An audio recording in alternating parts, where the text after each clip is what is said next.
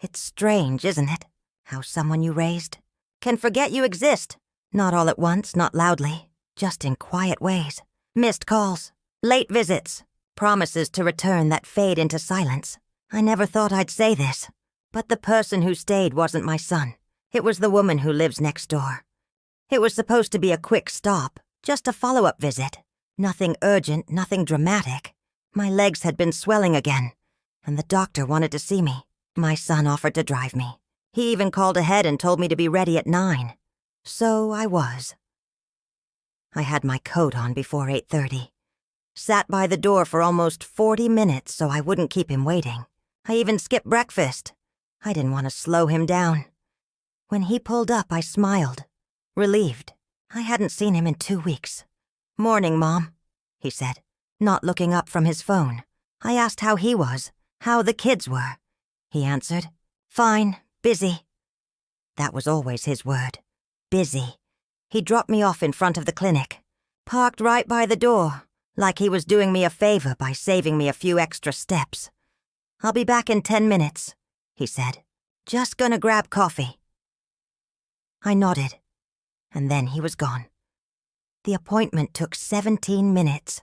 The nurse helped me back to the lobby, where I sat near the window and watched the cars pull in and out. I waited. After half an hour, I called him.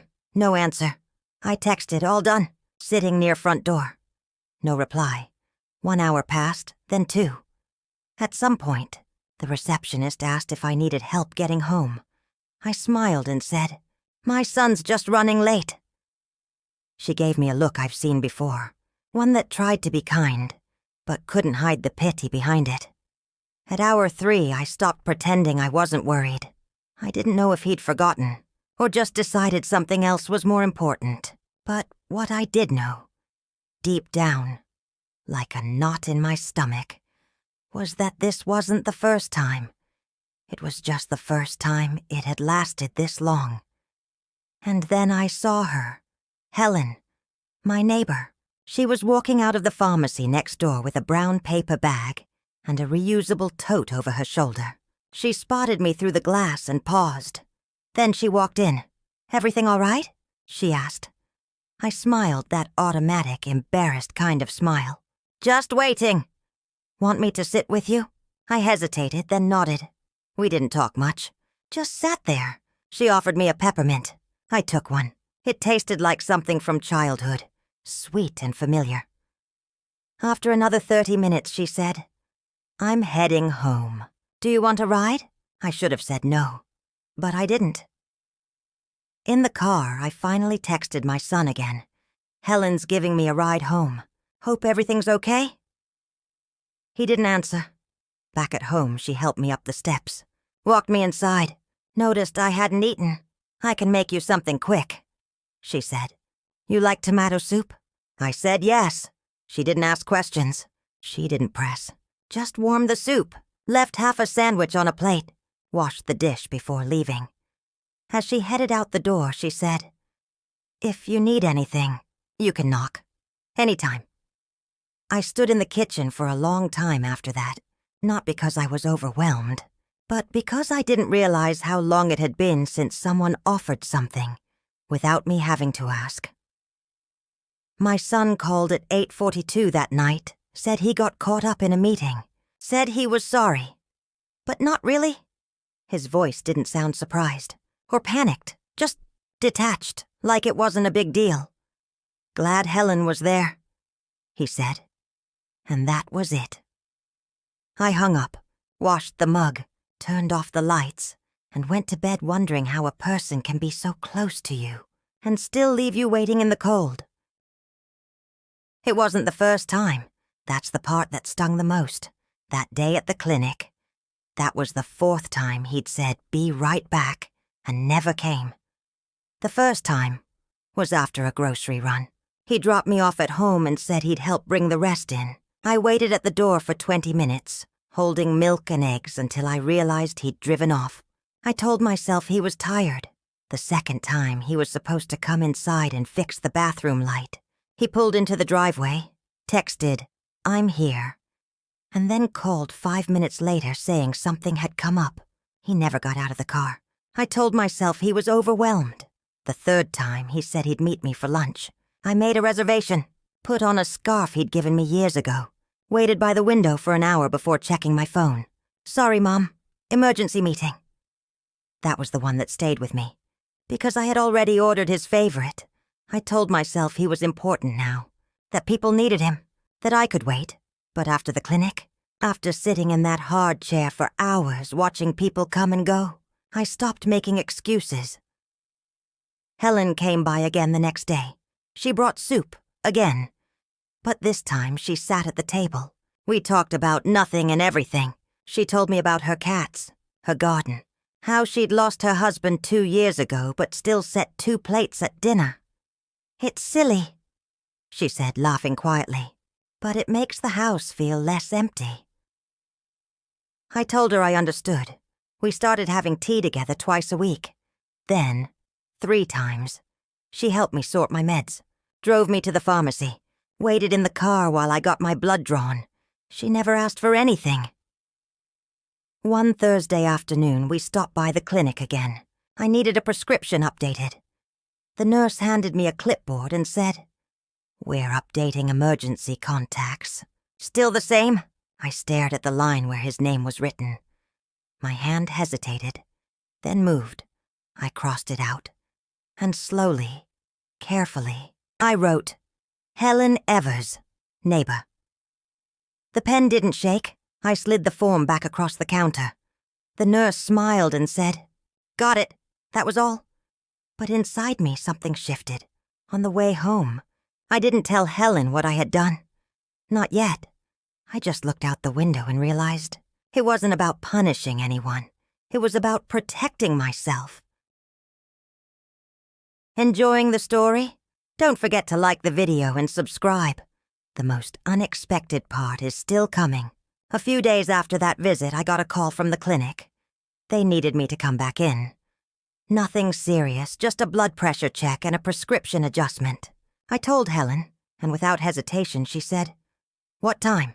I started to say I could manage, maybe get a taxi. She just waved her hand. "Don't be silly. I'm already going out that way."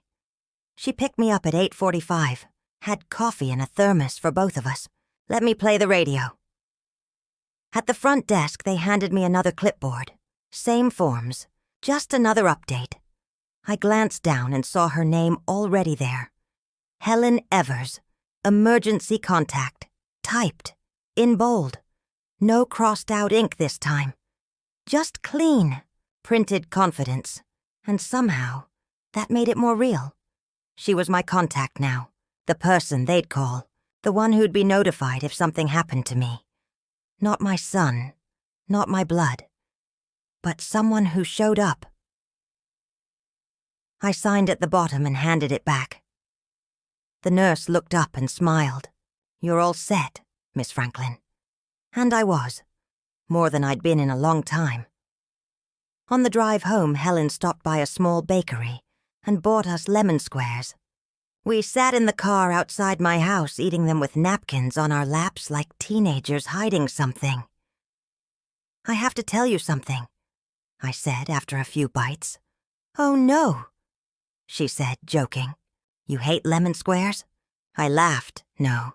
I put your name on my emergency contact forms." She looked at me, eyes soft, voice quiet.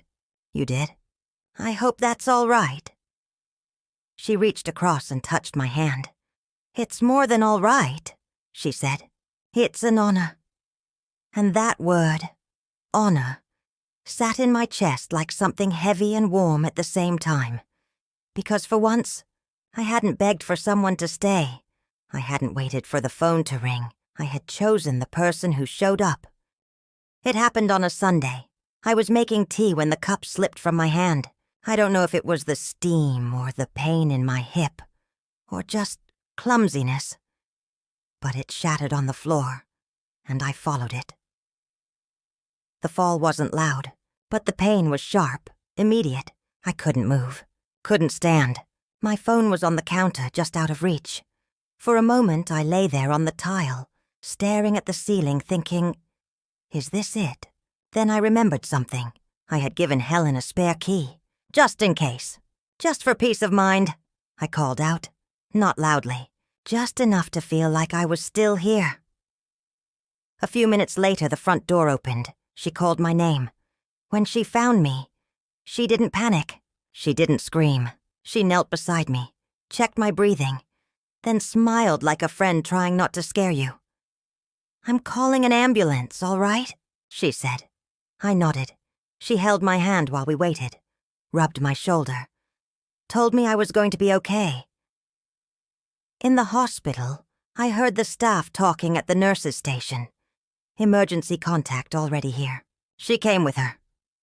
Later, a doctor asked, "Any family we should call?" Helen looked at me. I just said, "She's here already." My son called 2 days later. He said he'd heard I'd been admitted. From a cousin. Said he meant to call sooner. That he'd had a crazy week. I told him I was fine. Told him Helen had been with me the whole time. He went quiet for a second, then said, "Well, I'm glad someone was. That was it. He didn't ask to visit. Didn't offer to bring anything. Didn't ask if I was coming home soon. And for the first time, I didn't expect him to, because I wasn't waiting anymore." Helen came by every day. She brought crossword books, warm socks, hand cream, sat with me while I napped, told me stories from the neighborhood, left flowers on the windowsill. When I was discharged, she drove me home, made me soup, and before she left, she looked me in the eyes and said, "You're not alone, you know that, right?" I nodded, and I believed it. Sometimes it's the people who don't owe you anything, who show up when it matters most. If this story touched you, share it. And remember, your peace can come from the most unexpected places.